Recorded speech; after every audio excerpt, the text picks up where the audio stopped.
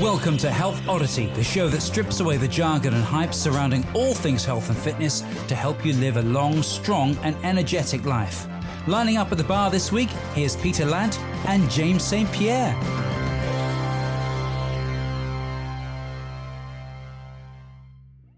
Hello and welcome to the Health Oddity podcast, episode 239. And we are joined by a returning guest today who I'll introduce you to in a minute.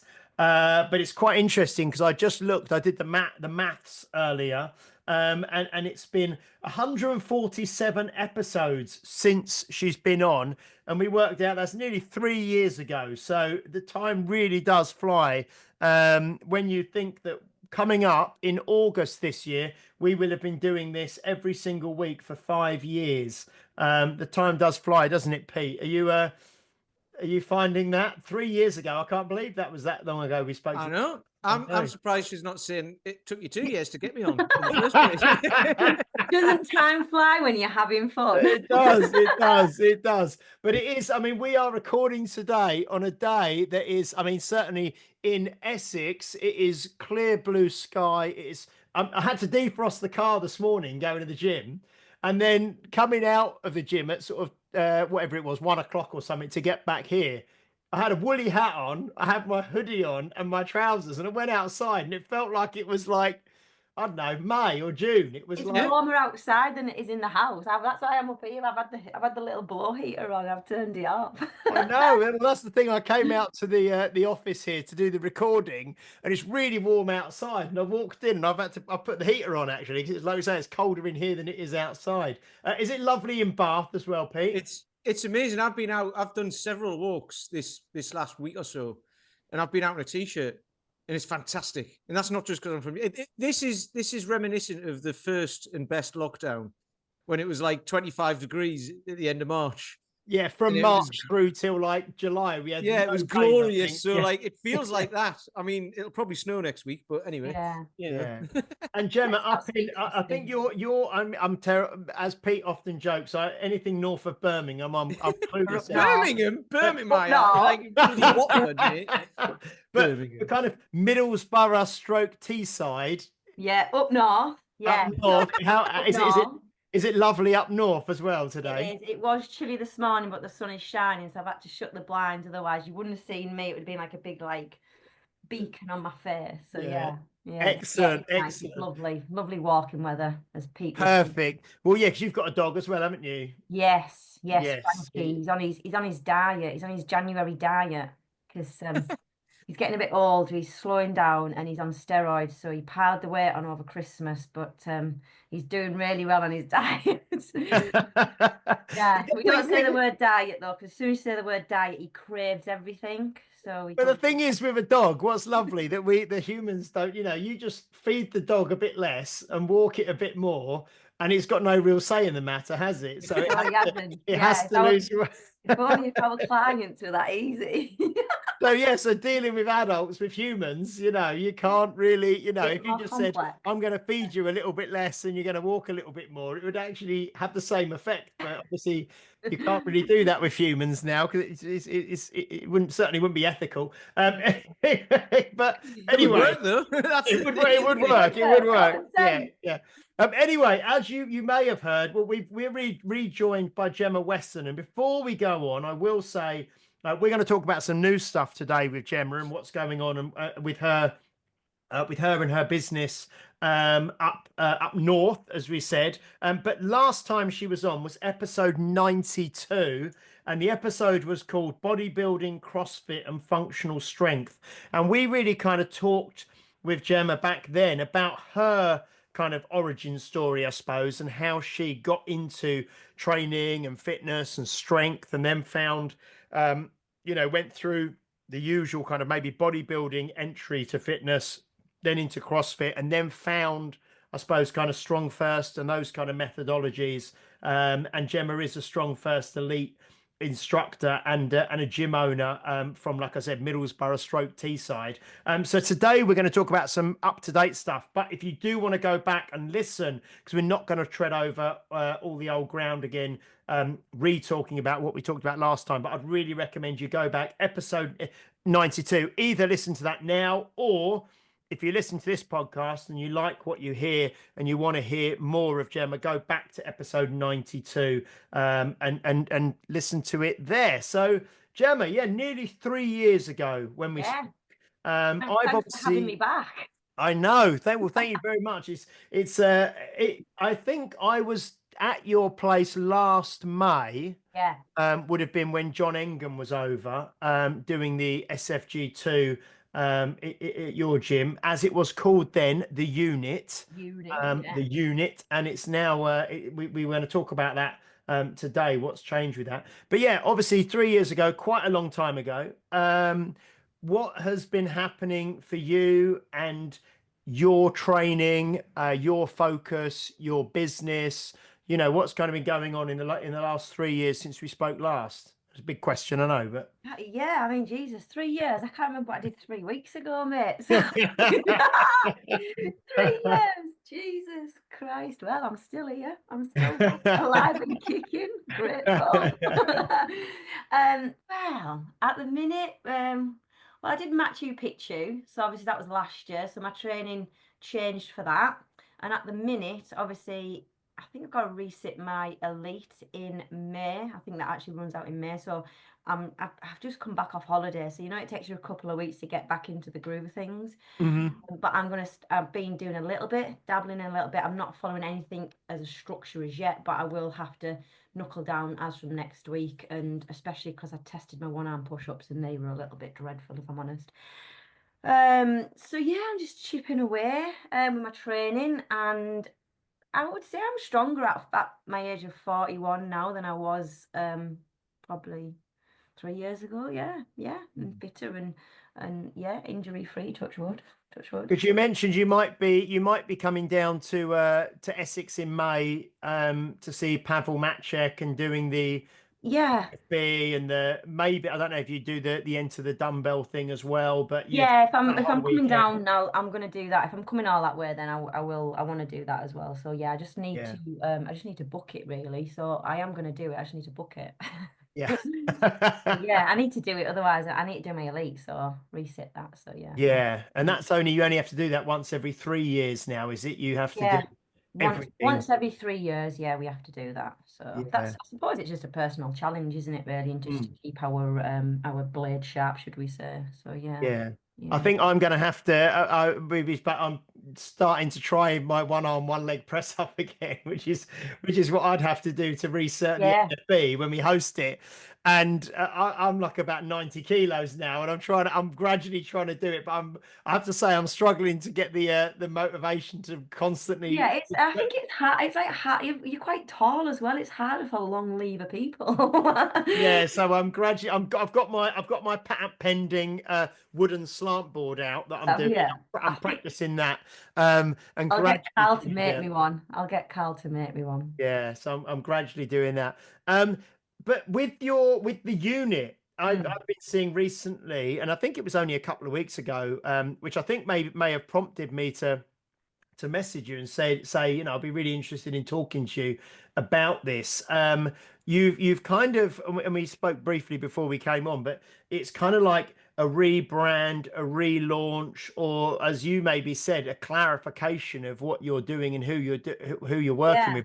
But what is the unit now called? It's basically the Stronger Women Academy. So it does, you know, it says what it does, what we do on the tin. So it basically we educate women on getting stronger, and that's what I've always done. How I've evolved really from the unit was when I first set up the unit, I did have a lot of sport specific sort of boxers back in the day. Used to train a lot of netballers.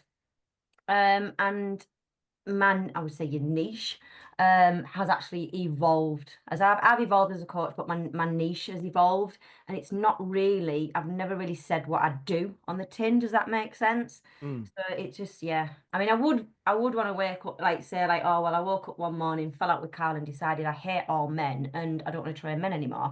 But no, that is not the reason. That's what someone said to me. I was like, no, it's not that at all. It's just, it says what we do basically. And that's what we do. And I've always done that. Since the Farmers Field days when I had the Girl Power Army Women Only boot camp with the scaffolding poles and the Prowler sledges. So yeah, that's it. Just basically, it says what we do. So yeah. I wouldn't hold it against you if you did wake up one morning and said I'm not training men anymore, because women do what they're told. Like in training and stuff like that. I don't know about that. Depends what there is. Well, okay, they do more what they're told in training programs and that. Whereas blokes will be like, oh well, I'll do that and I'll do this as well. It's like you're right there, Pete, because I do train men still. Like, funny enough, my PT clients that I have, I don't have many. They are actually mainly men. But they actually do as they're told. But if I was to train like the likes of Carl or men that have, trained all their life, like they do this and they'll do that. And men don't want to listen to what the women have to say. Like, honestly, the conversations, I can't repeat what they talk about, but you get a group of women together and men don't want to listen to that. Like, and women don't want to listen to what men want to talk about as well. Because, so that's basically... Yeah. So do you find, so now it's the Stronger Women Academy. Do you have, like you said, you still have male personal training clients that you train at the facility still, I'd imagine. But now all of your kind of, well, from the name, like you say, you actively discourage men from joining now. Shot here, like all these feminists are going to come out for me. Like I do have a few male members still. Obviously, I'm not going to say, right, Ian, you can't come anymore. But we've just got a handful, and they're great, and they get on, and they probably get a little bit embarrassed about what the women say, but they take themselves off into another room, and that's fine. But yeah, it is mainly, well, God, 95% of my members are female, and yeah, it's just to attract more women, so we can educate the women on, on the right stuff, what we know. Yeah. So what? I mean, not going too far into it, but what is the right stuff? Because is it still a thing where women don't want to lift weights? They think they're going to get bullied? Honestly, like if you like, I can't believe it when obviously it's women of a certain age that are coming to me. So a lady, two lady I've spoke to this morning, one was in her 50s, one was in her 60s, and they still said, I don't want to be big and bulky. And I'm like, all the knowledge that's out there, all the, Instagram and everything that's out there, and there's, we've got, doctors talking about it and, different various podcasts, they still think they're going to get big and bulky. They also at that age, I think they lose the confidence, women. They sort of hit a certain age and they've brought the kids up, they've looked after the children, probably looked after the husbands, and probably high flying in a career, and and then all of a sudden that maybe all ends because they might retire or getting ready to retire, and it's like, who am I? And then they sort of lose the confidence, and so it's just about it's more of like a whole. We don't just do weights and nutrition, we do everything really. It's a lifestyle, just help them find themselves again. It's mental, it's absolutely mental. And the other women, if you think about it, they've either gone through it or going through it, so it's basically free therapy as well for them. Well, I was going to say that it's funny because I mean, obviously on this podcast, in the world that we're in, we know all of that. And with, you might tend to think, and I tend to think, well, everyone knows this now, that you don't get big and bulky and all that. And it's really good for you. Lifting weights is good for your bone density, and especially for women going through menopause and all of this. But it's funny what you've just said there, because I found this with the walking group as well. It's like it's a therapy. So if they're doing it all together, it's not even about the lifting weights. That is part of it. But it's not necessarily about, it's about just getting to know people, because they're going to be changing what they do, which will probably end up not necessarily changing their entire friend circle, but changing like different ways of interacting with people and things that they talk about and stuff like that. And if people don't get it, Yeah. it's difficult, isn't it? It's not just about turning up to a an exercise class, getting hot and sweaty. It's about educating. We teach them obviously the lifting the weight side and why we do it a certain way we do it. But it's also like life stuff, like like I can't repeat what they say, but someone will say something and then they'll go, "Oh, don't worry about it, it's normal." And then it's a bit like you can just instantly they just go, "Oh, right, okay." Like, do you know what I mean? It is more of a therapy session, and they do gel and they have the little friendship groups and it's that support network, it's that feeling heard, it's that feeling they feel valued, it's coming and having a bit of a rant about the teenage kids, and then the younger ones who I do have some younger clientele, like 30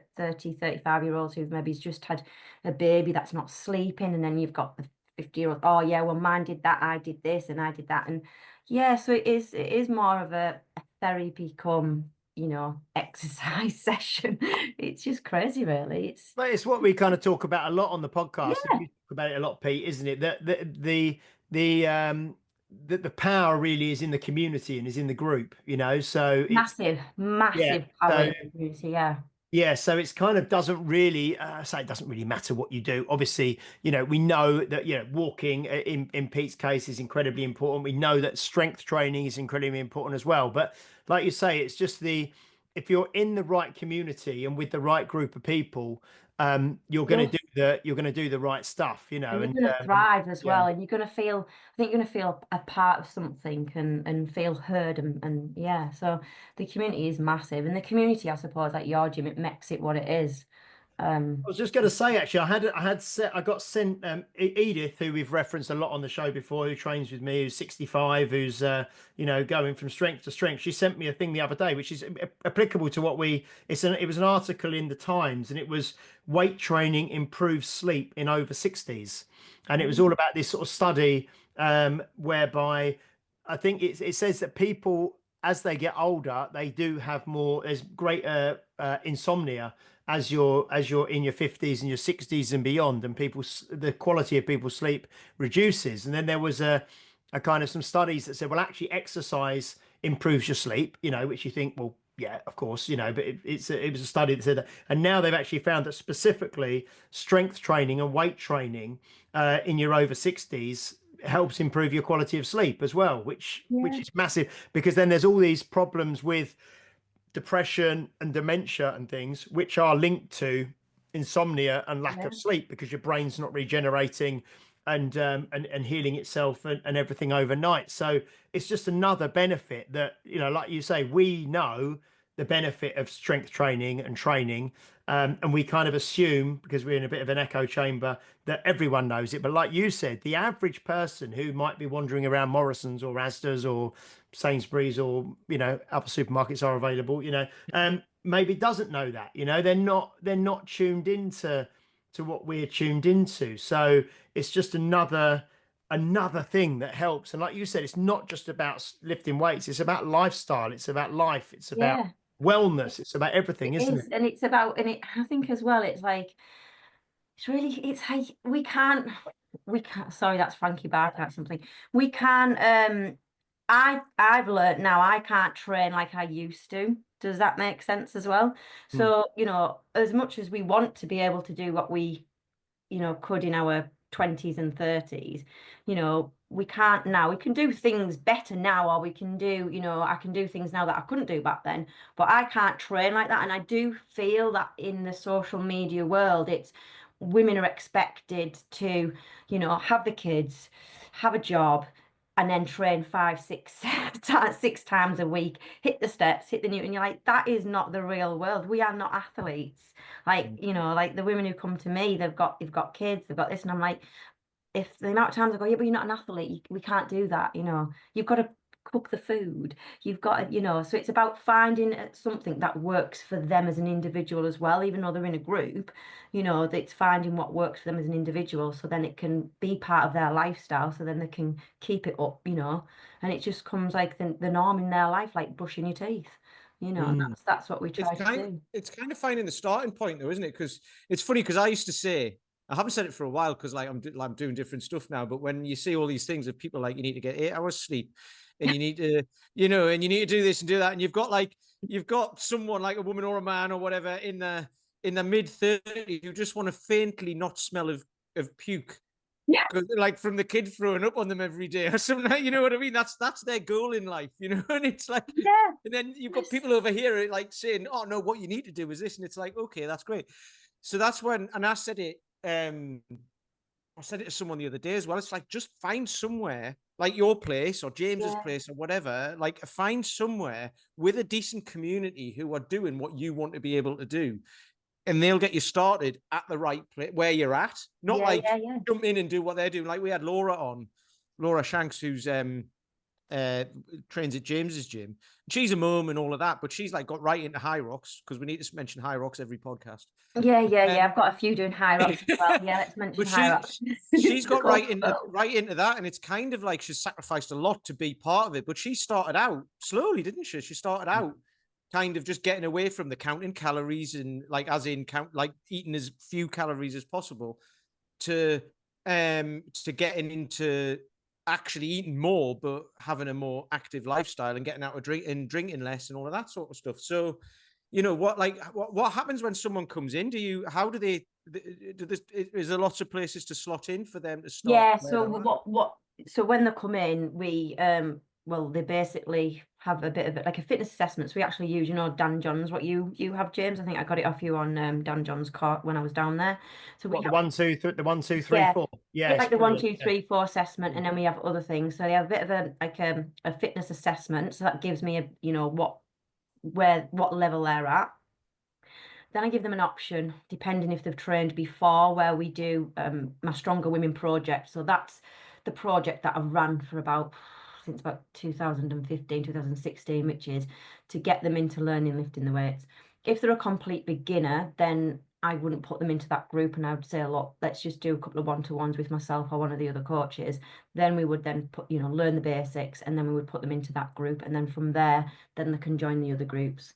And then in the other groups, everyone, they know what they're doing by then. They know how much they should be lifting, and they know everything. I mean, to be honest, sometimes they know the program better than me. I'm like, oh, what reps are we doing this week? and that we've sort of taught them to that level. And that's how we get them in. So it's like basically it's learning to drive, isn't it? That's and I say to them, like, you're not gonna pass your test on your second driving lesson. It's going to take you a few lessons, and some people it takes them a few more lessons than it does another person, doesn't it? And they're the better drivers. Yeah. It's easier to teach someone who's a complete beginner in my eyes as well.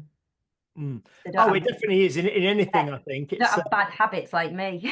Yeah, exactly. And they don't have all that baggage of, oh, well, I was told to do it like this, or I used to do it like this, or I used to be able to do this, so like you say, it's unusual. So what was we kind of started talking a little bit about it before we started recording, but what was the catalyst for this change? And again, it's not a change of direction, it's just basically saying what you do. And so from a marketing perspective, it's great because people know you are the Stronger Women Academy. That's what you do. Like you say, it's kind of like clarifying and telling people what you do more. But what was the catalyst for the rebrand, renaming and that kind of thing?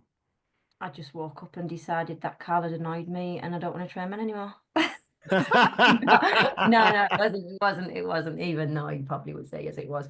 It was basically, I think, looking at it from the outside, it looked, our, my social media and stuff like that, and my logo, it was quite CrossFit-y, quite, functional, which, training is functional, what we do. And it just didn't say what we did on the tin. I did the Stronger Women project, but it didn't really have a link to the facility. And a few people were like, yeah, well, it does look a bit CrossFit-y. And I was like, all right, okay. So that's basically, and I've evolved as a coach. Like and your business evolves, I've evolved, and I'm at that age where I want to, if I had something out there, like this so many years ago, I probably would have trained a lot different back then as well. But we didn't have that back then. Yeah, so that's what it was really. It was for you know, to rebrand, remarket, and probably I think we get stale something. I wasn't saying I was stale I probably just wanted a bit of a new challenge, and I just wanted a bit of a oomph as well, like a bit like let's go, let's, you know, because you do when you're doing the same thing every day. And I just thought, right, let's just change the wheel a bit, and yeah.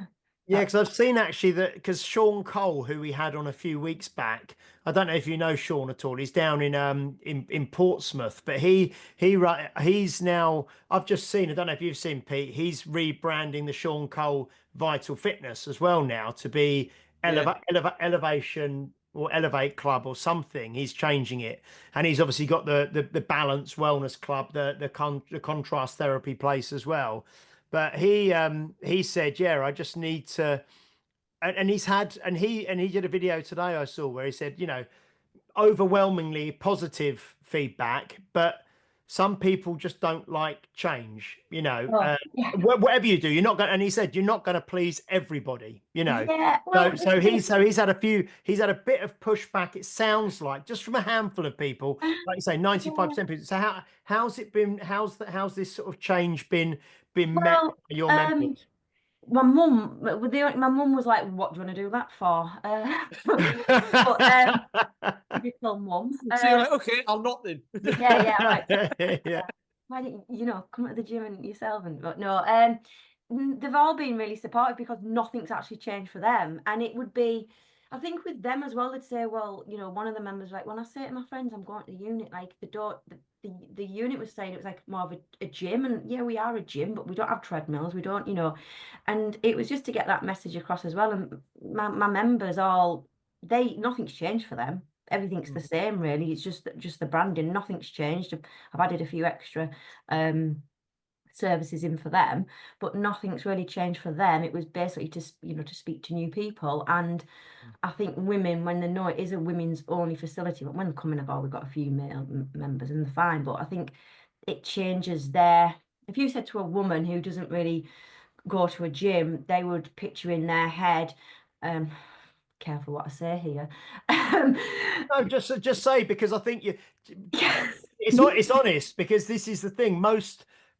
Well, say what you were going to say. If you say to most, like I said, the woman wandering around Morrison's or Asda or Yeah. So they who's never been to a if gym, you said, what do they think of a gym? Yeah, they think of a gym full of treadmills, men with the gold vests on posing in the mirrors, and the young girls wearing all the little crop tops and the shorts, which is fine. That's great. But it can put a lot of women off.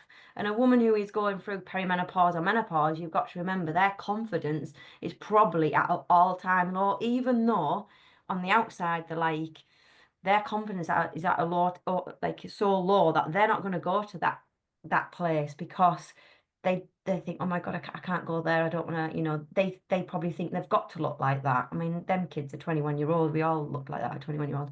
But so it was just off-putting for them. So it didn't really tell them what we did. But all my members were like, well, yeah, that's what you do anyway. And I'm like, well, I know that.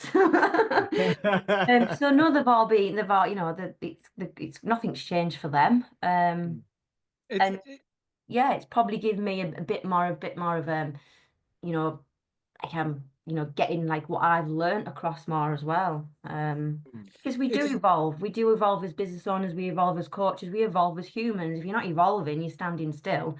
And you know, you'll get stale, won't you? So. Exactly. I like what you've just said there, because it's a gentle way of saying it. Is you don't evolve. If you don't evolve, you're standing still. So if you're not moving forwards, you're moving backwards. All of this sort of stuff. But it can sound quite harsh to people, especially when they're down and they're at a point in life when they're like, my confidence has never been as low, and you're telling me to like book up my ideas. But it's a kind of gentle way of saying it. And what you guys were saying there, and what James said at the start about what Sean said. Yeah. You know, there's a few people like a bit of like, oh, we don't like change. It's like, well, they need to change the fact that they don't like change, because life moves, life changes. It's always going to happen. Exactly. Change is inevitable. The few people who maybe might have been thinking things, I would be like, am I going to do anything that's going to sabotage my business? No. The only thing I'm going to do for my business is make it better. Exactly. And that is all we want. We want to make our service better, our business better, and we just want to keep thriving and growing.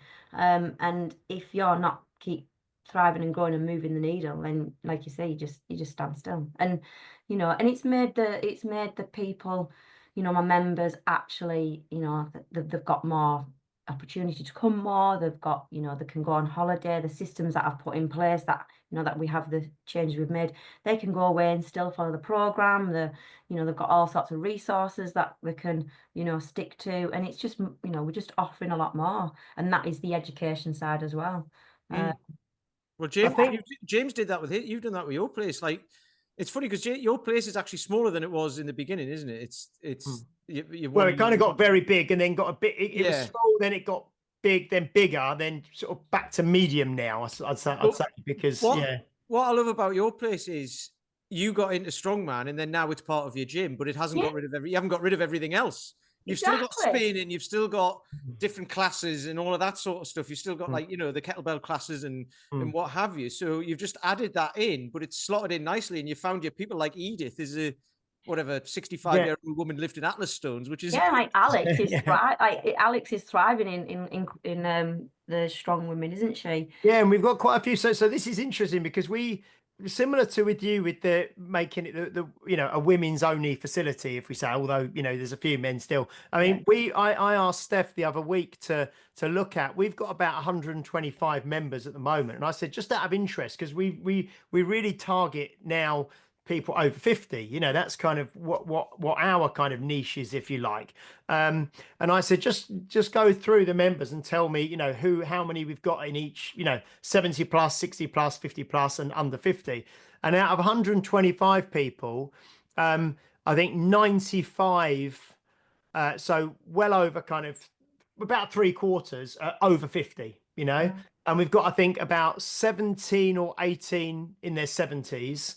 We've got sort of 20, around 30, I think, in their 60s, and then we've maybe got like 50-ish in their 50s. I think 50s is the kind of the main decade, demographic.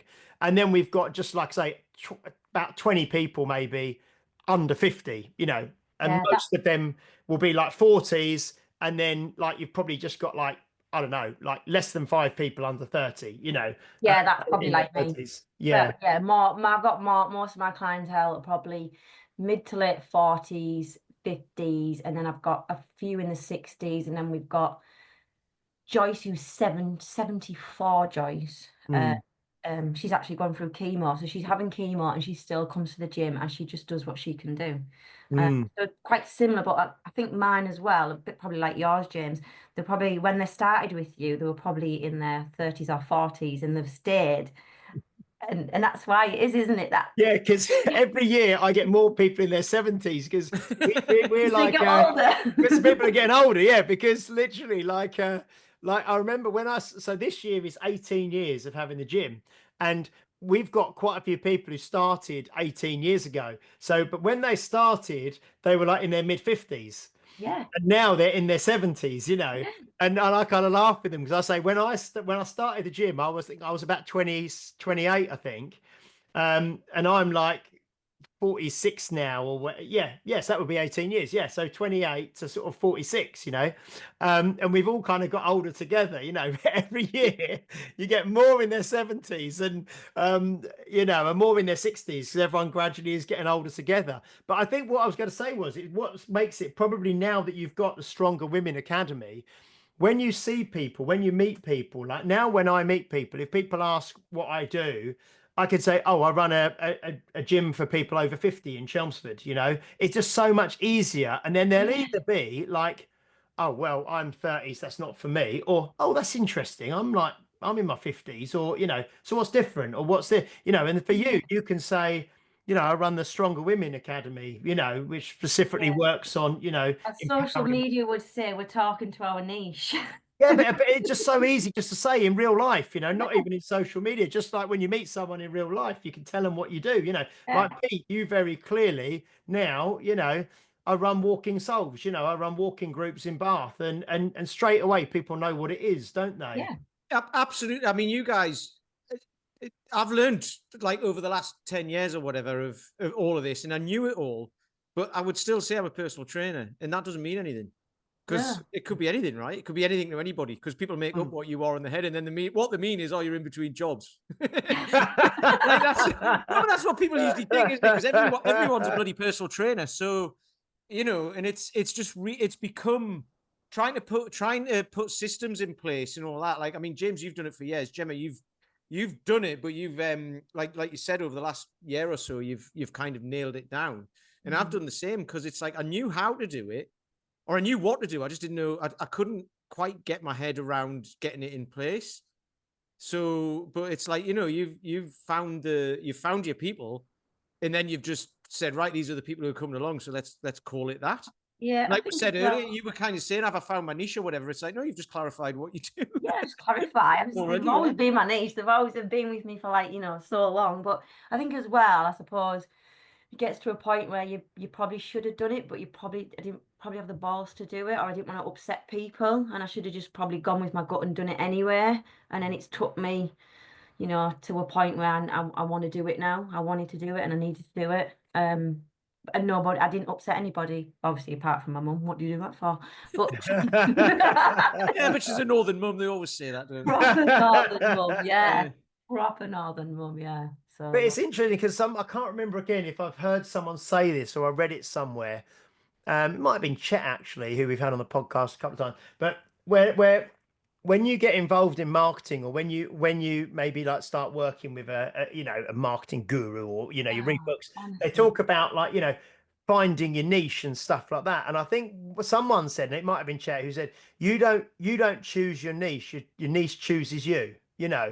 So you can't. The vibe attracts your tribe, basically. Yeah, you can't force things. You know what I mean? Like you see so many people now saying, "Oh, I train stressed out entrepreneurs who want to do this, that, and that," and they're just trying to force force a niche and just find like their market. Whereas that was my conversation. Sorry to interrupt you. That was my conversation on Monday with one of my male PTs. He runs a big business, and he's obviously high up in this business or whatever. And he said that. So his friend has basically done that, and he now lives the life in Bali and online coach. And he's like, oh, he's only marketing entrepreneur men and all this. And I'm like, yeah, because they think they're the ones with the spare cash. Yeah. You just pick, you pick your avatar or whatever, and you try and go and you try and shoehorn it where really, the niche chooses you. And if you do it long enough, you kind of realize, well, actually, I'll get on well with these people, and I'm better with these people, and I'm attracting more with these people. So why don't I embrace this niche? And I think what's really interesting as well is, as we get older, like you say, you evolve as a human, you evolve as a coach, you evolve as a human, you evolve as a coach, you evolve as a business owner.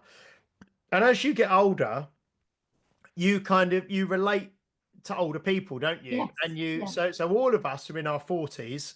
You're kind of at the starting end, Gemma, and Pete's at the tail end. I'm kind of in the middle. Well, I'm 47 this year, but you kind of resonate more with slightly older people, Yeah. And I mean, I went and watched until the point when you resonate with Michael Douglas in Falling Down. Yeah, because I went and watched the Bob Dylan film yesterday.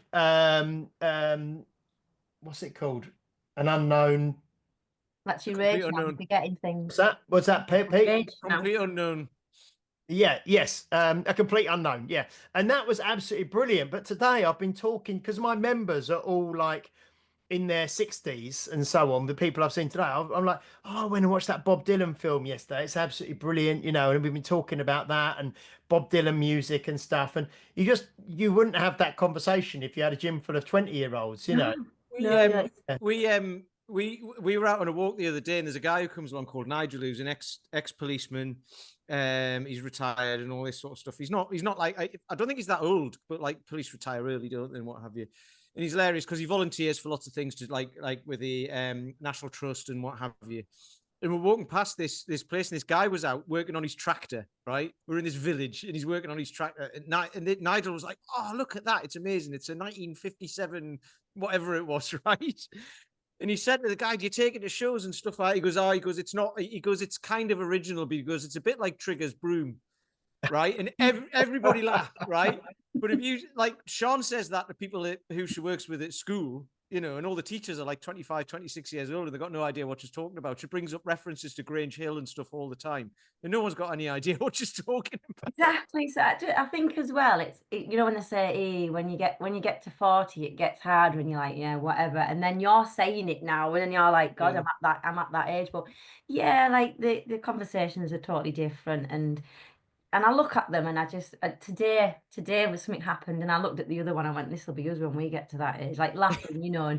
And it's just it's just a different conversation, different interests, and I like learning now. I didn't realize this, but I actually like learning, and you learn so much from your older clientele. You're learning every day is like a school day, isn't it? Really. So yeah, it's a lot different conversation. What I've learned out of all this, I mentioned this the other day. I was on the radio the other day, by the way, and I mentioned it the other day, and it was just get started, because like you've said, you do what you do, and then your tribe finds you, or your people find you, don't they? And if you try and force it, so all these people who are like, you know, oh, here's the tips and tricks for marketing that you can do, and all you need to do, you know, and it's like you say, find your niche, basically find your niche and do what you want and all that. And like you say, people go, right, I'm going to find the niche with the most money and try and exploit them. And it's like, Yeah. well, yeah, because they'll just pay and forget about it. And I'll set up a subscription model. That'll work, because they'll forget about it. I've just got free money and I can go on holiday whenever I like, and all of that. But everyone tries to do that, don't they? Or people go and learn something off one coach and then try and sell it for $5,000 to the next lot, Yeah. and Yeah. just teach them what they've just learned. And it's like, hang on, Yeah. it doesn't work like that. And that you can see through that straight away. So it's just get started on something like you've both done, and like I did with the walking group. Like that's just evolved out of not out of nothing, but it's evolved out of like just me and the dog going for a walk. Yours has evolved out of opening up the unit and then finding, or like no, starting out in the field, in a farmer's Yes. field, and Yeah. then Yeah. building So it from yeah. there. So Yeah. that's what I say to people now is, and you'll get this, like, you know, with your marketing, is just start. If you want to come to us, that's fine. Come and start. And if you don't like it, you can leave. Yeah. But if you do like it, you stay, and then you realize that it's not what you thought it was, you know? Yeah. Yeah. It's just getting the message out there and getting them through the door, isn't it, really? Yeah. So Gemma, in terms of like for the listeners who may be, you know, women in their maybe their 40s, 50s or 60s, and a lot of people listen who are interested obviously in improving themselves and getting stronger and getting fitter and all the rest of it. What's the kind of, I suppose, the essence of your programming for that you do now for women? And you mentioned, for example, you know, a lady might come in and join who's not done any training before, and then, you know, you start them with a few one-to-ones. And but does your programming, is it kind of like a quite a simplified kind of, almost like the Dan John, the push pull, the hinge, the Yeah. squat, the loaded carry, the teaching them to hinge and to deadlift and that kind of thing? I mean, what are there certain sort of nuts and bolts that you do with everyone that you want everyone to be able to do, maybe? I say Yeah. So everyone, you know, yeah, aside. yeah. So you'll have, obviously, Yeah. we've got like I don't want to say beginners, but you've got like, say, the start, like a starter one, and then you've got somebody else who, you know, like a middle person. Then we've got like the advanced people who've been coming for years and can, like, you know, knock out more pull-ups than me. You know, after teams. But yeah, like they'll all do the same, but you know, you're gonna do that's what you're gonna do, you're gonna do that, and you're gonna do that. So they still feel part of the group, but they're doing their own version, if that makes sense. And you know, if they do come in and I go, look, these guys have been training with me for like years, they're like, you know, they're like the F1 drivers kind of thing, like, you know, so don't compare yourself. I think that's one thing that women need to remember, is that they shouldn't compare themselves to the next person, because they don't, you know, they've been doing that for a very long time or whatever, and they just need to get started. And I just think, you know, one, are you worth it? Are you worth investing in your future? And number two, just fucking do it. Like, that's one of my things, because if you don't do it, you know, you're just going to regret it like later on, aren't they, really? You know, It's everyone funny works. you say about the women comparing themselves. I mean, Oh, massive. I Men think men always compare probably do as themselves. well, but I really, because I talk to a lot of women at the gym, and and some of the, and what I the thing that I kind of feel is that a lot of them, they're looking at someone else thinking, oh, I wish I was more like that person. Yeah. And then, but then other people are looking at them thinking, I wish I was more like that, like them, you know, and it's like, I the hear women, we're never happy. I can say it if you yeah, I wouldn't say that. No, no. Yeah. Because We're never happy. no, because I've got women who are maybe like smaller and lighter, and they're looking at the women who are maybe bigger and heavier and thinking, "Oh God, look how much weight she's lifting. I'm not very strong because I'm not lifting the same as them." And then Pound for maybe pound. the bigger kind of people are like looking at the smaller one, thinking, oh, I wish I was a bit more like that. And then the people who are doing, like you say, people look at maybe Laura Shanks, who came on the podcast, and think, oh, I wish I was more like that. And people might look at Alex, who's been on the podcast as well, and say, oh, look how much she's lifting. I wish I was, you know, and there's this kind of, there's always, and I'm sure men, I do know that men have it as well, you know, but I suppose maybe the women maybe talk about it a bit more and, Yeah, you so know, and a bit more open about it, I suppose, you know. yeah, of course they are. Well, I just say, well, you don't live their life. Number two, like, especially my tall women. So obviously it is harder for people who are long levers to do pull-ups and stuff. So a lot of my women are like, oh, I want to do a pull-up, I want to do a pull-up. Some don't want to, but I'm like, yeah, but hang on a minute. You're like 6'3".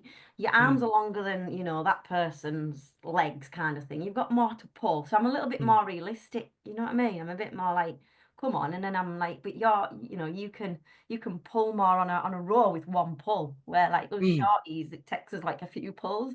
So I just said, like, why are you comparing yourself? But I think that is, the society that we live in and social media, that women should look and look a certain way, and why should we look like that? Or why I'm like, well, why do you want to look like her? Like, she doesn't like herself half the time, and I'll just try and joke about it. Yeah. Once they know me, they get my dry sense of humor. But yeah, I think women just need to realize, I don't want to say like learn to love yourself, but we just need to realize that you've got your health is your wealth, and do the best with what you can do. I'm never gonna be like, I don't know, like, I wish I was 6 foot tall, but I'm not gonna be, am I? So I've just got to work with what I've got. And that's what women have to do. And they have, like, a lot of women, oh God, my stretch marks. And I'm like, yeah, but you've had 4 kids. Come on. There's women who, probably can't have children that would love to have your stretch marks. And then it brings them back down and like, yeah, I know you're right. Like, they're war wounds, girls. They are war wounds. It's just about making them it's just. And I suppose, like you said, that's a good thing about now the community that you've got, and that you've got this, like you say, a community and a group of women all together who can have those conversations together, and you can help guide them and everything along the way. But yeah, they're just a very realistic kind of group of, they're just they're realists as well. They know that, they just keep each other real, and knock each other back down when they're, or lift each other up as well when they're a bit down. Yeah, I was going to say that's not a good. We've just been talking about marketing. Yeah, come in and we'll knock you down, idiot. We'll knock you down. Yeah, come along. We'll knock you down. Put you back down to reality. Yeah, we'll make sure you stay grounded. Come on. Yeah, come on. It's funny though, the comparison thing, because I mean, I see James like doing his stuff, right? And we've got the same coach, obviously, and I see him doing his stuff, and I'm like, oh, you can deadlift way more than me and that, but I don't deadlift, but I can press more than you because I've got short arms. So. It's that sort of thing. And you can do your 1 arm, 1 leg press up any day of the week, can't you? Well, exactly. Yeah, but I'm like this big. I only have to go like down that far. You have to go down this far. But Paddy Haynes, we had Paddy Haynes on a couple of weeks ago, and he said something. He's like the log press. He's not very good at, because he grew up on a farm and he's got proper farmer strength and he's super strong. But you don't do that on a farm. Everything's like moving it from here to there, carrying stuff and all that, which he's really good at. And his log press lets him down. And he was like, so even at that level, and he's not comparing himself to everybody else. He's just saying that's one of my weaknesses that I need to work on. But in those sorts of things, and it's like you were saying, someone wants to specifically do a pull-up. And it's like, yeah, but you're good at lots of other things. So just because that's not your thing, you might be able to do 1 or 2, but 10 might be out of the question. However, like you say, on the rowing machine or whatever, like, Yeah. You've just got to be realistic with them and then, like you say, stop comparing yourself. But yeah, I have women who come to me and like my overhead press is one of my weakest links, and they can press loads, and a lot of them come in, and if they've done body pump. If you get the women who've done body pump, they're like, they'll be listening to this, they're like, yeah, that's me. I'm like, it's because you've done body pump, like joking. But they're like, you've just got to let them see their strengths, because they won't see it themselves. So we're like, yeah, but you can do this and you can do that. And it's not about being obviously better than each other. It's just about being a better version of yourself and work on your own weaknesses. And so that's what we do. So we will tailor the program to help them work on if they've got a goal, a specific goal. So I think I think this is one of the funny things. Like, I don't know, it's just the way my brain works. But you've got to be better than yourself, and all of these, like, they're all cliches, aren't they? But they're all true. cliches are cliches for a reason. They're said so many times. And then the whole thing of like, right, let's think of a different way to say it, which then clouds the whole thing. And then people have to like worry about, oh, do I have to do that as well? It's like, well, it's the same thing. It's just said in a different way. So it's like, yeah, it's just, just focus on yourself. Because, I mean, obviously people do look at other people's stuff in gyms and stuff like that. But when you're worried about what people think of you, people aren't thinking about you. So don't worry about it. They're thinking about themselves. Yeah, too busy watching what they're doing, aren't they? Yeah. Yeah. Oh, that's great, Jemma. It's been really, really good catching up with you about about the direct. Well, like I say, it's not a change of direction. It's just a clarification of what you do and just being more open and telling people about it, which I hopefully, I mean, it's only a fairly new thing, isn't it? Is it the last couple of weeks you've officially kind of about, launched? where are we now? What are we in now? March? Yeah, it's about February. It was was it about February? I went on holiday. So yeah, about end of January, February. Yeah. So yeah, I hope it all goes really well for you. I'm sure it will, and now, like I say, even just having those conversations with people, it's far easier. Or when your members talk to their friends, it's far easier for them to explain, well, this is where I go and this is what they do, and it's just that clarity around that, which helps spread the message and get it out there. No, that's been really great. And hopefully hopefully we see you in May, Yes. up again in person, which would be great. Like I say, I know you mentioned Alex. I know Alex will be she'll be doing the dumbbell on the Friday, definitely. I don't think she won't be doing the SFB the weekend, because again, like, she's 6'1", 6'2", and training for strong women, so the body weight stuff's not really That's not her goal. Not really so her applicable, goal. and not her goal, exactly. You don't see that about like goals are so like, what do you want to go for? But I personally think you should have a goal, because then you can train towards that goal, and each person has their own individual goal, and then they're training for that individual goal. But even though you're in a group environment, and if you know what you're training for, it helps you say no to the things that, it's good to say. We spoke to Steve Bush about this, didn't we? He says yes to everything now, too much really, but you need to be able to say no if something's not going to help you towards your goal. Yeah. One of my online clients, right? He was training with kettlebells. Now he wanted to do some stuff with barbells as well. So we're doing a bit of that. But a couple of years ago, he bought a program on how to do the splits. I was like, what do you want to do the splits for? He was like, well, quite cool to do, wasn't it? I was like, will it help with anything that you do? And he was like, not really.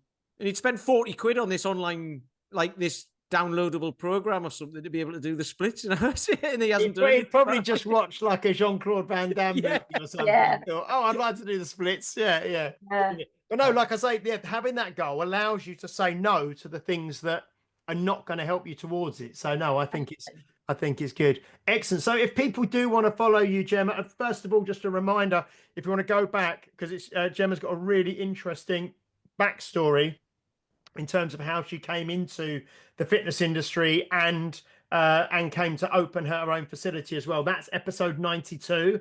Go back to that. That's Bodybuilding, CrossFit and Functional Strength with Jemma Wesson, episode 92. But if people do want to follow you now going forwards on I know you said you're not a big fan of social media, but I know you do. We all have to do it to an extent, don't we, when we run this and stuff. Didn't have it back in the day, did they, when we first started? No, if people do want to follow you, where are you most active? Where's a good place to go? Most active would be Instagram or Facebook. So it would be the Stronger Women Academy. The Stronger Women Academy. Yeah, I think on Facebook, I think it's the Stronger Women. The reason why I say I think is because I'm not actually on Facebook much, and somebody else does it for me. It's the Stronger Women Academy at the unit. Okay, cool. Yeah, But if people, Instagram is easy. I did because I went on there. I mean, Instagram, yeah, you might hear me swearing, but I've tried to share a story this morning of a woman who's a GP and she's got a 2 chin-ups this morning. So I was like, fuck it, yeah. Then Instagram won't let me post it, so it's obviously the algorithms. Well, because you're swearing. I don't know. I'm assuming so. Oh, okay. Yeah. So the Stronger Women Academy, check that out. It's really, really good. And like I say, I can't believe it's been 3 years, but hopefully, like I say, I'll get to spend some time with you in person. Yes. May in Essex, and the weather should be good. The sun will be out. Hopefully, it'll be lovely. Thank you so much. Thank you, Pete, as well for having me. Yeah. And next week we are going to be back with we got Pete Linnett on with us, who is multiple times world's strongest disabled man. Also, he's done loads of disabled bench press. He's done loads of endurance stuff as well. I'm currently reading his autobiography. So he's from I wouldn't say it's up north, it's more Midlands, Leicestershire. That's Midlands, is it? That's down south, isn't it? Yeah. It's probably What's around? Is that north? Leicester's north of Birmingham, isn't it? Just, I think. I don't know. I think Leicester's just north of Birmingham. But I don't go down south. I've just come back from a speeding ticket and nearly my tyre on the same stretch of road, ironically. Oh. Yeah. Oh, that's what happens when you come down. Down south. Yeah. There. So we'll be back next week for episode 240 with Pete Linnett. Please do like, share, subscribe, leave a review if you're watching or listening on a platform that allows you to do so, especially if you're on Apple Podcasts. We would love to get some more reviews on there, and we'll read them out online and give out some free merch to you. So until next time, episode 240 with Pete Linnett. See you later, Pete.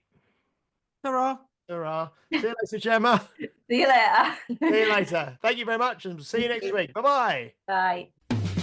You've been listening to Health Odyssey with Peter Lant and James St. Pierre. To get your regular fix of hype-free health, you can subscribe and leave a review wherever you get your favorite podcasts. You can find out more on today's and other topics at healthodyssey.com, or find us on Facebook or Instagram by searching for Health Odyssey.